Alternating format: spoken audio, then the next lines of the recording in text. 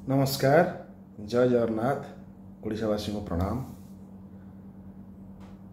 आज सबुठारु दुखद घटना बर्तमान ओडिशा रे जहा सेटा होची पुरीर घटना। नरेंद्र पुष्करणी रे घटी जाइथिबा दुर्घटना।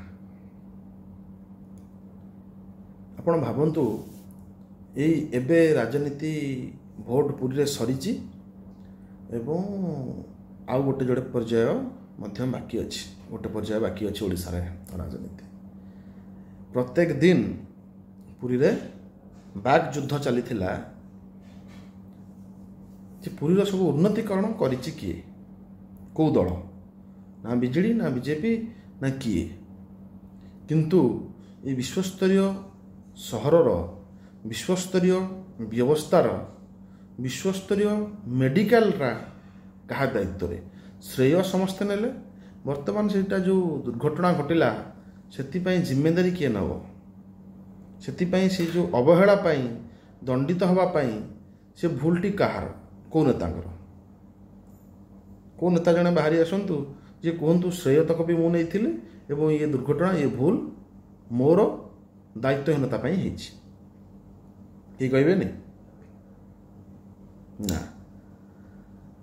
आजिका डेट रे आम पिलादिन शुणीचु जे बड़ देह खराब हेले कि बड़र कौन गोटे दुर्घटना हेले सांगे सांगे कहते कटक नहीं जाओ, कटक नहीं जाओ। आज भी आम शुणुचु कटक नहीं जाओ एवं जो 4 जन मरीगले से केवल कटक भुवनेश्वर नेबापाई। यदि 2-3 घंटा लेट न होता ताले पुरी रे एते बड़ मेडिकल एते टंका हजार हजार कोटी खर्च एते प्रचार प्रसार मुख्यमंत्री प्रधानमंत्री गस्त कहीं कर। आज भी गोटे सीरीयस पेसेंट सीरीयस केस रे से कटक भुवनेश्वर रेफर होगा। कटक भुवनेश्वर कौन अच्छी से मेडिकल में से घर बेड इटाबाली पत्थर रे थिबा बिल्डिंग एवं किसी पाठ पढ़ी डाक्तर एवं किसी उच्च क्षमता संपन्न मेसीन या तो ना आउ किसी अलग अच्छी सेगुड़ा कौन पुरी रे हो पारनी। पुरी रे कौन कर उन्नतिमूलक जिनिस सर्वप्रथम हूँ स्वास्थ्य रास्ताघाट कथा न कहले भल। शिक्षापी पुरी रे कौन बड़ बड़ शिक्षानुष्ठान, रोजगारक्षम पुरी रे कौन बड़ बड़ शिल्प किछि नहीं। किंतु विश्वर ऐतिह्य सहर, पर्यटन सहर, 1 नंबर सहर, स्मार्ट सिटीर सहर सबू करदेवे। विरोधी माने एगुड़ाक विरोध करने को समय ना। सी केते टंका बांटिले आमे केते टंका बांटिबू, सी केते मिछ कहले आमे केते मिछ कहबू, तार उपरे कंटेस्ट या चलनी। जदि घंटे 1.5 घंटा 2 घंटा पर्यंत से पड़ी जाइथिबा लोक माने चित्कार करूछंती ताऊ नबाकू एम्बुलेंस नहीं, मेडिकल रे डाक्तर नाहंती। वर्तमान जाए कि विवृत्ति आसी देले जे डाक्तर माने कुआडे जाइथिले, सीडीएमओंकर कौन अवहेला रहिला। पूरी मेडिकल रु 3 घंटा 4 घंटा 2 घंटा लेखे लेट हवापाई 3-4 जन लोक मरीगले। ताऊपर आउ केते जन आसी विवृत्ति देइछंती बाण तो परमिशन नथला, बाण फुटिला केमती। बाहागर रे बाण नेले 3 दिन 8 दिन पूर्व दौड़े थाना को परमिशन पाई लक्ष लक्ष टंकार क्विंटाल क्विंटाल बाण सेटिके आसिला। जगन्नाथ आसीथिबो प्रशासन तरफ फुटेवा आउ कौन जगन्नाथ चाप होता बाण पब्लिक नहीं जाते क्विंटाल क्विंटाल। जो पुरी एसपी एवं मंदिर प्रशासक एवं नेता माने कहउचंती बाणटा इलीगल फुटी तार तर्जमा हो। इलीगल फुटी माने कौन झुरझुरा लोक पकेट नहीं जाते मरीगला पर समस्ते समस्तर दोष मुंडरू खसेवाई योजना से नुहे। तेणु एम कौन कह क्यों भाव विरोध कर। आउ गोटे घटना आम देखुए बहुत चर्चा केन्द्रबिंदु पलटि नवीन बाबूंर स्वास्थ्य भल ना। राजनीतिर केते तल स्तर को लोग आसीगला। मु समस्त भलटा को भल ठीक कहे, भूलटा को भी भूल कहे। तेणु मु स्वाधीन भाव में बंचा और स्वाधीन भाव में कहवाक भल पाए और अनुरोध करे से ही किसी व्यक्ति बाहरतु जे भूल को भूल और ठीक को ठीक कहबार सत्साहस रखु। नवीन बाबू 25 वर्ष सरकार करिसेंती और पुणी सरकार करेंगे। केते थर को विरोधी विरुद्ध में कही कटाक्ष कर भांडामी कर भूल गुड़ाक आप भूल कहींपर। से मोर बंधु नुह कि मत चलू ना कि मत किसी दे ना कि सी दलर मुझे कौन पदपदवी ना। भूलटा को भूल कहबार सत्साहस दरकार। किंतु से जड़े बरपुत्र पुओ ओडिशा पई बहुत उन्नतिमूलक पदक्षेप भी नहीं। हाँ तांको भूल गुड़ाक आम भूल कहीपर मुझे समर्थन, किंतु जो ठीक पदक्षेप उन्नतिमूलक पदक्षेप नहीं ना जीवन शेष समय बेले विरुद्ध में एणुतेणु कथा कहवा जो गुड़िक राजनैतिक भित्तिक से कथा कहले सुंदर लगता। जो गुड़ाक मिछ जिनिस षड्यंत्र कर रखा जाए, गृहबंदी कर रखा जाए, स्वास्थ्य अवस्था अवनति घटापी गोटे टीम काम करुच्ची जो जिनसा देखिक कहते ना न देखी कहते एगुड़ाक साधारण लोक छोट काटिया राजनेता दलीय कर्मी मैंने कहले सुंदर लगुला। एगुड़ा प्रधानमंत्री केन्द्रमंत्री मैंने कहते आपण मैंने जानते आप किसी प्रमाण अच्छे आप पाखे गृहबंदी अच्छा सुस्थ न रही षड्यंत्र कर टीम जदि एटा ठीक आपण मत मुझे सहमत ताले आपणकर कौन कर्तव्य नुह भारत जी 1 नंबर मुख्यमंत्री स्वास्थ्य अवस्था केमिति अच्छी चारिपटे घेरी जाइए लोक गृहबंदी कर रखिंट कि नहीं से मुक्त करवा एवं मेडिकल टेस्ट कर सत्यासत्य ग्रहण करवा जी राज्यटा को आपण देश भितर राज्य जाऊँगी राज्य भितर देश जाऊनी तेणु आपण देशर 1 नंबर मुख्यमंत्री राज्य किभली चली जो मुख्यमंत्री चलाउछंती किभली चलाउछंती चारिपट लोक औषध दे कि विषाक्त स्लो पॉइजन दे कि षड्यंत्र कर गृहबंदी कर रखिंट एटा जाना आपणकर कर्तव्य जे कर्तव्य जे आपण बर्तमान 10 वर्ष भारत सरकार रही ये 10 वर्ष भितर बेल है यही समान 15 दिन मसे इलेक्शन समय आपणकर मुंड को आसला जे मुख्यमंत्री केमिति अछंती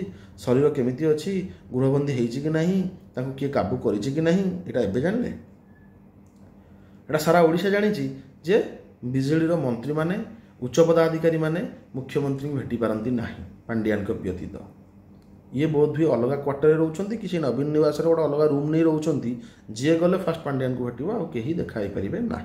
ठीक है यहाँ जहाँ शुणुचे आम देखिनु नवीन निवास जाइनु कि केबे तांको पार्टी को शुणुनु जहाँ लोकों ठारू चर्चा कर बहुत जिनस थाए जहाँ खाली मिछ होता है किंतु लोकों भितर चर्चा जोरदार थाए। तो आज आप ये कथा उठाउछंती केबे आगुरु कहीं उठे ना ये जो नेता मान सब टिकेट 4 थर 5 थर 6 थर लेके एमपी है एमएलए है टिकेट न मिलला ज्ञान उद्रेक होउची एवं से माने कहउछन नहीं नहीं बिजेडी सरकार खराब नवीन बाबू खराब यही गुड़ाक लोक बेईमानी कहती यही जिनस सत कहले भी लोक ग्रहण करू नथिबे केतरा सत कहउथिबे जो छाड़ी आसुचंती किंतु लोकों माइंड की फास्ट जीव यहाँ को मिलानी तो बहु वर्ष मिलला बेले से भल थे जो मिलानी कौच खराब जेबे खराब बोली जानुच एते दिन सालिश कल केमिति जदि खराब नुह आज कहूच कहीं जिनस नॉर्मली जहाँ मुंड कहले आसब गोटे जिनस आप भावतु भारतर राजनीतिर बहुत नेता राजनैतिक नेता माने पूरी आसिले बहुत लोक नवीन बाबू विरुद्ध में कहले नवीन बाबू एका एवं शह शह नेता एगनेस्ट लड़ुंट जिते प्रकार हो पारुछि किंतु से कहार ना नहीं कहार पारिवारिक व्यक्तिगत जीवनशैली नहीं एमती पिंधिला सेमती कौन कहूला एमती मधुआटे से छाड़पत्र केस तार ना लगी से चिटफंड सामिल थिला से क्राइम ब्रांच चली एगुड़ा के क्या कहते से गोटे जिनस आसुँच पदे हसी दौरान दीपद कहते जाऊँ तो सब लोग कौन ओडिशार बोका किसी लोग तो जानीपारे एवं जब भूल को जानीपारुच भूल को विरोध कर कर्तव्य हूँ विरोधी दल सरकार थिला बेले कौन करूँ कौड़ कौन लागू है मन पड़ुची आगु भाई भाई पुणी सरीगला भाई भाई सबुठ बड़ मंच जो या से मंचर आगदाड़ी यही विरोधी दलर सब बड़ नेता मैंने थे आगामी दिन निकट भविष्य में यही 15 दिन मसे पर ताले एबे ये ड्रामा करिवार माने कौन ड्रामार किसी महत्व नहीं लोक मैंने विश्वास करती जे सत्यासत्य आम क्या जाना लोक कथा तो जानीपारानी शुणा कथा तो जानीपारानी मीडिया जाना बर्तमान एबे मीडिया स्तर को गलानी यही जो निकटरे आप देखुवे गोटे वीडियो नवीन बाबू को हाथ थरुला पांड्यान ताको मिडिकी भितर पूरी सत एटा संपूर्ण सत वीडियो समस्ते रियलाइज कर समस्ते से ही विश्वास करुवे किंतु आउ गोटे वीडियो पांड्यान पाखे बस कार्तिकान पांड्यान सर चप्पल काढ़ुंट और सजाड़ुंट सहीटा को एडिटिंग कराई जे गोरटा को से नहीं नवीन बाबू को गोईठा मारुंट यहाँ सब लोक चर्चा कर चलती गोईठा मारिबार वीडियो जो एडिटिंग होती এটা ନ୍ୟୁଜ୍ ଚ୍ୟାନେଲ୍ ନ୍ୟୁଜ୍ରେ ମଧ୍ୟ ବଜାଉଛନ୍ତି। ମାନେ ଭାବନ୍ତୁ ଇଏ ନ୍ୟୁଜ୍ ଚ୍ୟାନେଲ୍ କେଉଁ ସ୍ତରକୁ ଗଲାଣି, ଯେଉଁମାନେ ବ୍ରାଣ୍ଡେଡ୍ ନ୍ୟୁଜ୍ ଚ୍ୟାନେଲ୍ ଅର୍ଗସ୍ ଭଳି ସେମାନେ ବଜାଉଛନ୍ତି ଯେ ନବୀନ ବାବୁଙ୍କୁ ଅସମ୍ମାନ, ମୁଖ୍ୟମନ୍ତ୍ରୀ ଗୋଇଠା ମାରିଲେ। ଆଉ ଗୋଟେ ଭିଡ଼ିଓରେ ସମ୍ପୂର୍ଣ୍ଣ କ୍ଲିଅର୍ ଆସୁଛି, କେହି କାହାକୁ ଗୋଇଠା ମାରୁନାହାନ୍ତି, ଚପଲ ସଜାଡ଼ୁଛନ୍ତି। ତ ଏତେ ଚିପ୍ କ୍ୟାରେକ୍ଟରର ରାଜନୀତି ହେବ, ତାହେଲେ ଲୋକ କେଉଁଟା ବିଶ୍ୱାସ କରିବେ? ଏବଂ ଏଇଟା ଅପରାଧୀମାନଙ୍କୁ ଆହୁରି ସୁହାଇବ। ଆଗକୁ ସବୁ କରିବେ, କହିବେ ଏଡ଼ିଟିଂ ଭିଡ଼ିଓଟା, ସବୁ କହିବେ ମୁଁ କହିବେ ଏଇଟା ଭଏସ୍ଟା ଏଡ଼ିଟ୍ ହେଇଛି। ମାନେ ଏମିତି ଅବିଶ୍ୱସନୀୟତା ମାନେ ସ୍ପେୟାର କରୁଛନ୍ତି, ଏମିତି ମାର୍କେଟରେ ମାନେ ଖେଳଉଛନ୍ତି ଯେ କେଉଁ ଜିନିଷକୁ ବି ତୁମେ ବିଶ୍ୱାସ କରନି। ଏଇଭଳି ଘଟଣା ତିଆରି କରୁଛନ୍ତି ମିଡ଼ିଆ। ନନ୍ଦିଘୋଷ ଟିଭି ଉପରେ କାର୍ଯ୍ୟାନୁଷ୍ଠାନ ପାଇଁ ନିର୍ବାଚନ କମିଶନ ଲେଖିଲେ। ସିଏ ଭାରତର ଆଇନରୁ ଉର୍ଦ୍ଧ୍ୱରେ Nandighosha TV. Exit poll, average poll କୌଣସି ବଡ଼ ଗଣମାଧ୍ୟମ ଦେଖେଇବେ ନାହିଁ, ନିୟମ କାନୁନ ରହିଛି। କିନ୍ତୁ ଆଉ ଗୋଟେ ପର୍ଯ୍ୟାୟ ଭୋଟ୍ ଥାଏ, ଆଙ୍କର ଇଏ ଗୋଟେ ଆଭରେଜ୍ ଏକ୍ଜିଟ୍ ପୋଲ୍ ଦେଖେଇ ଦେବେ, କାହିଁକିନା ଆଙ୍କର ଭୟ ନାହିଁ, ଆଙ୍କ ପଛରେ ସରକାର ଅଛନ୍ତି। ତେଣୁ ଏଇଭଳି ଯଦି ଯାହା ଲେଖିଛନ୍ତି କ'ଣ ସେୟା ହେବ? ଭୋଟ୍ ସରିନି, ନିୟମ କାନୁନ ସମସ୍ତଙ୍କ ପାଇଁ ସମାନ, ମନ ଇଚ୍ଛା କରିବାର ମାନେ କ'ଣ ଭୋଟ୍ ପ୍ରଭାବିତ ହେବନି? ତ ଏସବୁ ଜିନିଷ ଗୁଡ଼ାକ କାହିଁକି କରାଯାଉଛି? କାହିଁକି ନା ସମସ୍ତେ ଜାଣିଛନ୍ତି ୟା ଦ୍ୱାରା କିଛି ହେବନି। ଏଗୁଡ଼ା ଛୋଟକାଟିଆ କେସ୍, ଛୋଟକାଟିଆ ଆଲିଗେସନ୍। ଏଇ ଏବେ ଦେଖୁଥିବେ ଗୋଟେ ଆଲିଗେସନ୍ ଆସିଛି, ଅର୍ଗସ୍ ଟିଭି ଟଙ୍କା ବାଣ୍ଟୁଥିଲା ସମ୍ବଲପୁରରେ। ଏଇଟା ଛୋଟ କଥା ନୁହେଁ, ଏଇଟା ସମସ୍ତେ ଭୁଲିଗଲେଣି, ଯିଏ ବି ମନେ ରଖିଥିବେ ଆଲୋଚନା କରୁନାହାନ୍ତି। ଏଇଟା ଗୋଟେ ସାଧାରଣ କଥା ନୁହଁ। ଗୋଟେ ଓଡ଼ିଶାର ଜଣାଶୁଣା ଗଣମାଧ୍ୟମ ଗୋଟେ ଦଳ ପାଇଁ ଟଙ୍କା ବାଣ୍ଟିବା, ଏଇଟା କେତେ ଦୂର ଯୁକ୍ତିଯୁକ୍ତ? ଠିକ୍ ଅଛି, ଏଇଟା ଗୋଟେ ଫେକ୍ ନ୍ୟୁଜ୍, କାହିଁକିନା ଟଙ୍କା ବାଣ୍ଟାର ଭିଡ଼ିଓ ନାହିଁ। ସିଏ ବି କହୁଛନ୍ତି, ଆଉ ବି କିଛି ସମର୍ଥକ କହିବେ। କିନ୍ତୁ ଗୋଟେ ଜିନିଷ କହୁଛି, every action have a reaction. କୌଣସି ଛୋଟ ଘଟଣା ପାଇଁ ତୁମ୍ବି ତୁଫାନ ଉଠାଇ ଦେଉଥିବା ଗଣମାଧ୍ୟମ ଏଡ଼େ ବଡ଼ ଆଲିଗେସନ୍ ତାଙ୍କ ବିରୁଦ୍ଧରେ ଲାଗିଛି ଟଙ୍କା ବାଣ୍ଟିଲା ଭଳି, ଏବଂ ତାଙ୍କୁ ଯାଇକରି ଦଳ ନିର୍ବାଚନ କମିଶନକୁ ଦେଖାହେଲାଣି, ସେମାନେ କାହିଁ ମୁହଁ ଫିଟାଉନାହାନ୍ତି, କହୁନାହାନ୍ତି? ସେଠି କହିଲେନି ଯେତେବେଳେ ବେକକୁ ତଣ୍ଟିକି ଧରିକି ସାମ୍ବାଦିକଙ୍କୁ କାର୍ ଭିତରେ ପେଲିକି ପୁରେଇ ଦେଉଥିଲେ, ଇଏ ତ କଦାପି ଛାଡ଼ିବା ଲୋକ ନୁହେଁ ସାମ୍ବାଦିକମାନେ। କାରଣ ମୁଁ ଜାଣିଛି ବିଭିନ୍ନ ପ୍ରକାର ଶେଷ ପର୍ଯ୍ୟନ୍ତ ଲଢ଼େଇରେ ମାନେ ଲଢ଼ନ୍ତି। ତ ସେଇଦିନ ଆଉ 50 ଅର୍ଗସ୍ର ସାମ୍ବାଦିକ ସେଇଠିକି ଯାଇକରି ରୋଡ଼ ଷ୍ଟ୍ରାଇକ୍ କରିଥାନ୍ତେ, ଆନ୍ଦୋଳନ କରିଥାନ୍ତେ, ରାଲି କରିଥାନ୍ତେ, ଅପରାଧୀ ଆରେଷ୍ଟ ନହେଲେ ଯାଏଁ ଛଡ଼ାଯିବ ନାହିଁ, ଏବଂ ଏଭଳି ମିଛ ଆରୋପ ଆମେ ବରଦାସ୍ତ କରିବୁ ନାହିଁ। ନିଶ୍ଚିତ ଏହା କରିପାରିବାର ସକ୍ଷମତା ତାଙ୍କର ଥିଲା ଏବଂ କରିଥାନ୍ତେ। এইଗୁଡ଼ିକୁ ଯେଉଁ କରିନାହାନ୍ତି, ସମ୍ପୂର୍ଣ୍ଣ ଭାବରେ ବୁଦ୍ଧିଜୀବୀମାନେ ଜାଣିପାରୁଥିବେ ଯେ ଏମାନେ ସମ୍ପୃକ୍ତ ଅଛନ୍ତି। ନହେଲେ କସ୍ମିନ୍ କାଳେ ଯେଉଁଠି ଭୁଲ ଥାଏ, ଯେଡ଼େ ବଡ଼ ବି ପାୱାରଫୁଲ୍ ଲୋକ ହେଉ, ତା ମୁହଁ ନିଶ୍ଚିତ ଟିକେ ମଳିନ ପଡ଼ିଯିବ। ଏବଂ ମିଛରେ ଗାଲୁଆମି କରିକି ପେଲିକିରି ଠେଲିକିରି କହିବା ଏବଂ ସତରେ ଗୋଟେ ଲଢ଼େଇ କରିବାର ନିଶ୍ଚିତ ଫରକ ଥାଏ। ସେହି ଘଟଣା ପରଠାରୁ ମୁଁ ଜାଣିପାରିଲି ଯେ ସାଧାରଣ ପବ୍ଲିକ ଘଟଣା ପାଇଁ ଯିଏ ଭିଡ଼ିଓ ଠାରୁ କଲେକ୍ଟରଙ୍କ ମୁହଁରେ ନେଇ ବୋମ୍ ପୁରେଇ ଦେଉଥିଲେ, ରାଜରାସ୍ତା ଘେରାଉ କରୁଥିଲେ, ଥାନା ଘେରାଉ କରୁଥିଲେ, ଆଜି ତାଙ୍କ ସାମ୍ବାଦିକଙ୍କୁ ତଣ୍ଟିଆ ମାରିକିରି ଗାଡ଼ିରେ ପେଲିକି ପୁରଉଛନ୍ତି ଏବଂ ଗୋଟେ ବିରାଟ ବଡ଼ ଆରୋପ ଦେଇକିରି ଯେ ଟଙ୍କା ବାଣ୍ଟୁଥିଲେ, କିନ୍ତୁ କାହା ପାଟିରୁ କଥା ବାହାରୁନି। ୟାର ଅର୍ଥ ଏଇଟା ସତ। ଏ ରିଆକ୍ସନ୍ଟା କହୁଛି ସତ, ପ୍ରମାଣ ଭିତ୍ତିକ ସତ ନୁହେଁ। ଆପଣମାନେ ମତାମତ ନିଶ୍ଚୟ ଦେବେ। ମୁଁ ଯାହା ଯାହା ଷ୍ଟଡ଼ି କରେ ଆପଣମାନଙ୍କ ସହିତ ଆଲୋଚନା କରେ, ଓଡ଼ିଶାବାସୀଙ୍କ ସହିତ। ତେଣୁ ମୁଁ ଆଶା କରିବି ୟା ଉପରେ ଆପଣମାନେ କିଛି କିଛି ମତାମତ ଦେବେ ବୋଲି। ଆଉ ଗୋଟେ ଜିନିଷ ଆପଣ ଚିନ୍ତା କରନ୍ତୁ, ମୋଦି, ପ୍ରଧାନମନ୍ତ୍ରୀ ନରେନ୍ଦ୍ର ମୋଦି ଆଜି ଚିନ୍ତା କଲେ ମୁଖ୍ୟମନ୍ତ୍ରୀଙ୍କ ପାଇଁ। ଆଜି ସେ ନିଜ ତୁଣ୍ଡରେ କହିବାକୁ ବାଧ୍ୟ ହେଲେ ଗୋଟେ ଛୋଟ ଛୋଟ କଥା ଯେ ନବୀନ ବାବୁ ଅସୁସ୍ଥ ଅଛନ୍ତି, ନବୀନ ବାବୁଙ୍କୁ ଷଡ଼ଯନ୍ତ୍ର କରାଯାଉଛି। ମୋଦି ବାବୁଙ୍କର ବି ବହୁତ ବଡ଼ ବଡ଼ ପଦକ୍ଷେପ ଯାହା ପୃଥିବୀରେ ଚର୍ଚ୍ଚିତ ହୋଇପାରିଛି ଏବଂ ସେଇଥିପାଇଁ କୃତଜ୍ଞ। ଆଜି ପର୍ଯ୍ୟନ୍ତ ଥିବା ପ୍ରଧାନମନ୍ତ୍ରୀଙ୍କ ଭିତରେ ତାଙ୍କର ଏହି ପଦକ୍ଷେପ ଗୁଡ଼ିକ ଶ୍ରେଷ୍ଠ ପଦକ୍ଷେପ, ତାକୁ ଆମେ ଗ୍ରହଣ କରିବୁ। ଆଜି ବି ଭଲ ପାଉଛୁ ଏବଂ ଆସୁ କାମନା କରିବୁ ଯେ ସିଏ ଆହୁରି ଯେତେ ଦିନ ପର୍ଯ୍ୟନ୍ତ ସୁସ୍ଥ ଅଛନ୍ତି ପ୍ରଧାନମନ୍ତ୍ରୀ ରୁହନ୍ତୁ। କିନ୍ତୁ ଏଇ ଯେଉଁ ଧାରାଗୁଡ଼ିକ ଉଚ୍ଛେଦ କରିଛନ୍ତି ବା ଯେଉଁ କାର୍ଯ୍ୟକ୍ରମ ଗୁଡ଼ିକ କରିଛନ୍ତି, ଗୋଟେ ରାମ ମନ୍ଦିର ହିନ୍ଦୁଙ୍କର ଆରାଧ୍ୟ ଦେବତା, ଏହା ପାଇଁ ସାରା ଭାରତ ଖୁସି। ନିଶ୍ଚୟ ଏଇଟା ସ୍ୱାଗତ ଯୋଗ୍ୟ ଦୁଃସାହସିକ ପଦକ୍ଷେପ। 3 ତଲାକ୍, କାଶ୍ମୀରରୁ ଧାରା 370 ଉଚ୍ଛେଦ କରିବା, ଏଗୁଡ଼ିକ ସିଏ ଲାଗୁ କରିବା ଏଗୁଡ଼ା ଦେଶ ପାଇଁ ବହୁତ ଜରୁରୀ ଆଉ କେହି କରିବାର ସକ୍ଷମତା ନଥିଲେ।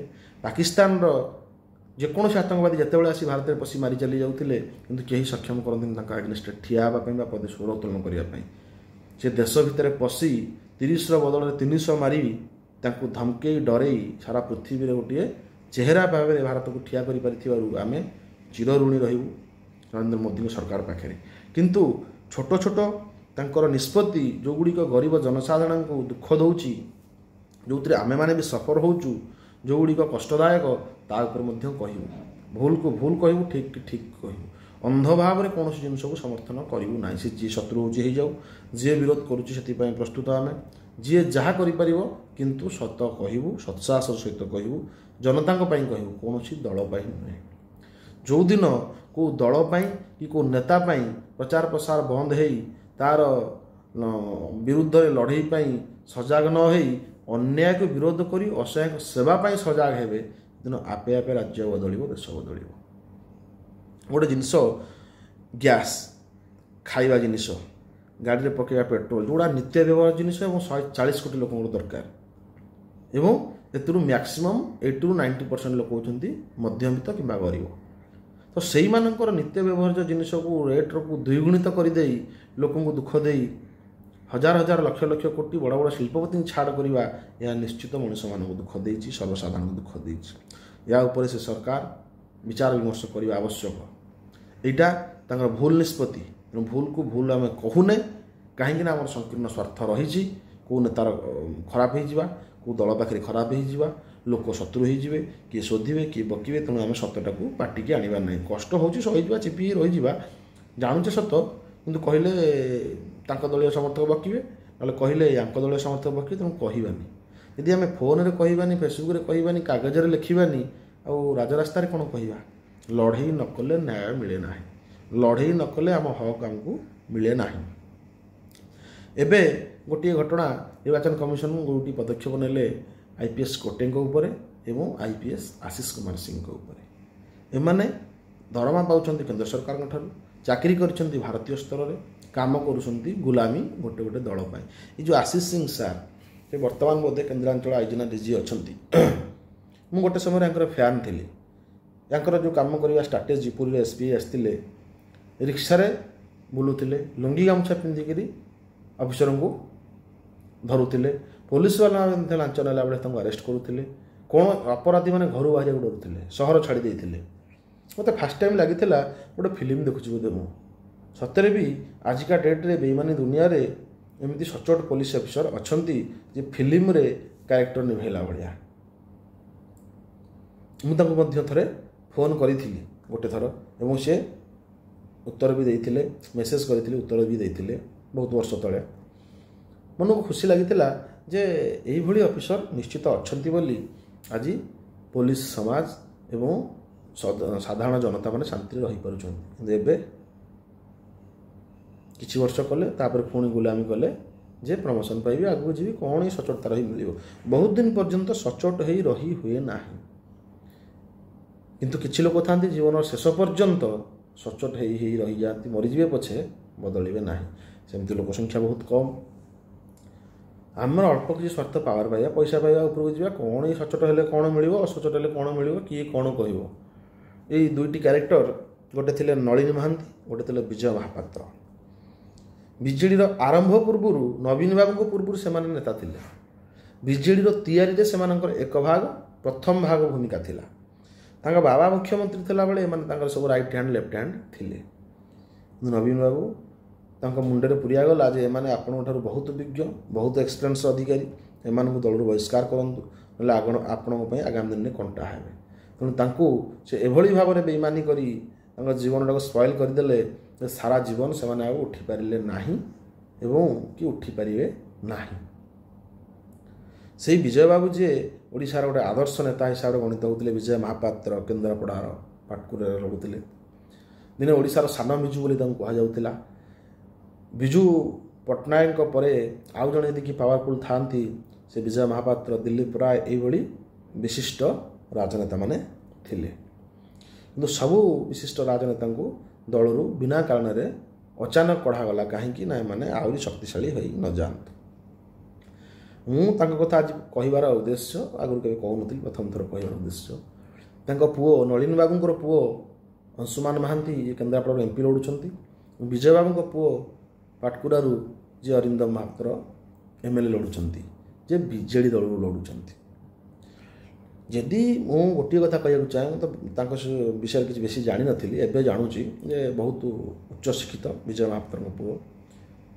କିନ୍ତୁ ସ୍ୱାଭିମାନ, ବାପାଙ୍କର ଯେ ଜୀବନ ବର୍ବାଦ କରିଦେଲା, बेईमानी चरम सीमार पहुँचला विश्वासघात को ऊर्ध्वକୁ ନେଇଗଲା तांकरी गुलामी करिया बाध्य हेले गोटे विधायक हो क्यारियर सेटल करदेवी एमपी हो क्यारियर सेटल करदेवे जदि प्रकृत सेवा मनोवृत्ति नहीं आपण मैंने आसचंती कौन पदपदवी दरकार ना कौन नेता आवश्यकता ना जमती प्रतिदिन चाकरी करा जाए प्रतिदिन बेपार करा जाए यदि सेवाटा को से भावे सबुदिन बाहर कहार ना कहार किसी करी जड़े 2 जण 5 जण 10 जण 20 जण आपंकर साथ देवे और आपण दिने सारा ओडिशा रे चर्चित फिगर हो पारे किंतु अयस आराम टंका संपत्ति पावर एगुड़ा किसी मिल ना बापांकर सम्मान को बंची रखी पार ना राली रे जाउछ तमे बापा तुम सागर जापना प्रथम थर विधायक प्रार्थी होच तुम ब्यानर रे तुम बापा फोटो रही पार ना जे ओडिशार जड़े स्वाभिमानी नेता हिसाब से गणा तो कौन मिल सी जीतु जितब तुम मैंने निश्चित जितब कि जीतु कौन मिल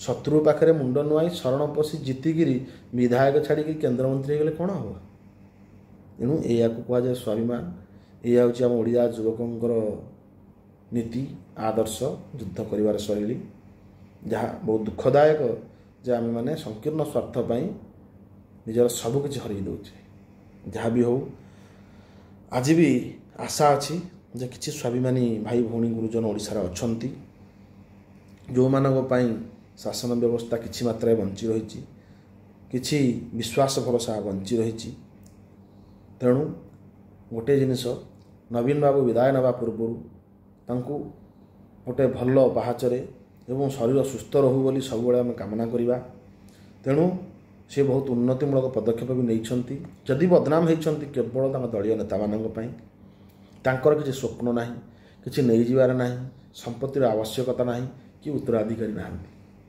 जहाँ बदनाम होती केवल जो मानू से भरोसा करी राजनीति करुँच जारी रखिंट समस्ते लुटि चलिए बदनाम से हो चलिए जेहेतु मुखिया से मुंडेबे किंतु गोटे जिनस शेष में कहबी जे जहाँ भी हेल्ले से आम ओडिशार गौरव पुरुष तांकु राजनैतिक विरोध करंतु तांकु एणुतेणु विरोध करंतु नहीं जहाँ दुखदायक कष्टदायक हम कहीं से सब समस्त सम्मान दे एणुतेणु विरोध करती ना सस्ता राजनीति करती ना जदि हरइबार अच्छी विरोध करिवार अच्छी गणतांत्रिक उपाय हो भाषार शालीनता रखी हो ये साधारण मूर्ख चिटिंग गालुआमी ठकामी कथार विरोध करा न जाऊ से जड़े सम्मानस्पद और तांको प्रति सम्मान निश्चय रहिबो दलर व्यभिचार प्रति सम्मान नाही कि नथिला कि रहीनी कहीं ना से माने माँ भौणी की सम्मान दे पारलेनी माँ भौणी की न्याय दे पारलेनी युवक मान रोजगार शिक्षा स्वास्थ्य दे पारले नाही तेणु तांको भूल पाई तांको प्रति घृणा निश्चय रहिबो और नवीन बाबूंकर व्यक्तित्व पाई नवीन बाबू प्रति भल पाइबा निश्चय रहिबो आशा करी सब गुरुजन भाई भौणी माने निश्चय किसी मतामत देवे आज ये आलोचना मोर केमिति लागिला एवं आपण मानक मतामत पर पुणी आगामी दिन में आउ किसी घटना वस्तु को नहीं आलोचना करने को इच्छा प्रकट करी जय जगन्नाथ आपण मानकर आशीर्वाद अपेक्षा।